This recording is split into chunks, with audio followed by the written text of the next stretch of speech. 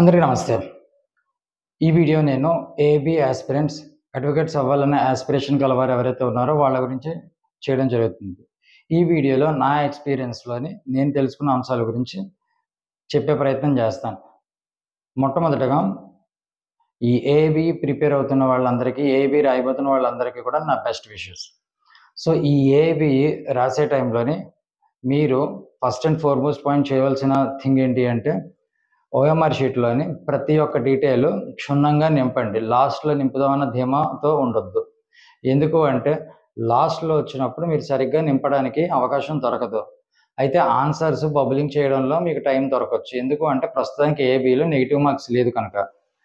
So and first thing prepare అయ్యే టైంలోని నేను రాసినప్పటికీ ఈ ఏబీ ఎగ్జామ్ ఏదైతే ఉందో నేను రాసినప్పటికీ ఇప్పటికీ కూడా కొన్ని మార్పులు రావడం జరిగింది. మేజర్ క్రిమినల్ లాస్ ఏవైతే ఉన్నాయో అవి పేర్లు మారడం జరిగింది, యాక్ట్స్ మారడం జరిగింది, వాటిలో ఉన్న సెక్షన్స్ ఆర్డర్ కూడా మారడం జరిగింది. బిఎన్ఎస్, బిఎన్ఎస్ఎస్, బిఎస్ఏ ఇవి మెయిన్ మార్పులు. అదేవిధంగా కొత్తగా సైబర్ లాస్ ఇంట్రడ్యూస్ చేయడం జరిగింది.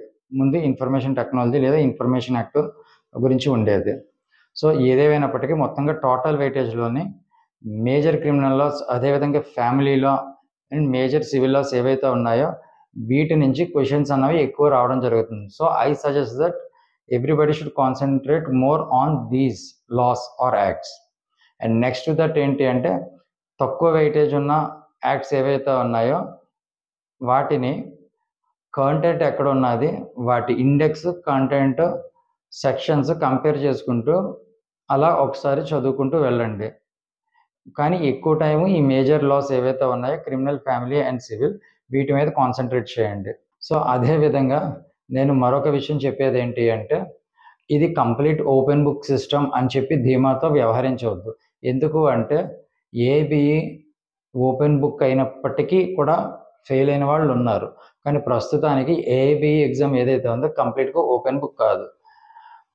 మీరు క్యాండిడేట్స్ ఎవరైతే ఉన్నారో మీరు నోట్స్లు కానీ, టెక్స్ట్ బుక్లు కానీ, లేదు అంటే కనుక ప్రీవియస్ క్వశ్చన్ పేపర్స్ కానీ ఇటువంటివి మీరు క్యారీ చేయడానికి కుదరదు. మీకు పుస్తకాలు ఏవి అలౌ చేస్తారు అంటే bare acts, complete bare acts. ఈ బేర్ యాక్ట్స్ని మాత్రమే మీరు తీసుకెళ్ళడానికి అవకాశం ఉంటుంది. కొన్నిసార్లు బేర్ యాక్ట్స్ మీరు తీసుకున్నప్పుడు అందులో ఇండెక్సింగ్ అన్నది ఉండదు.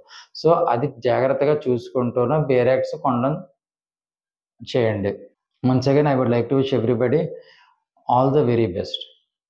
Thank you.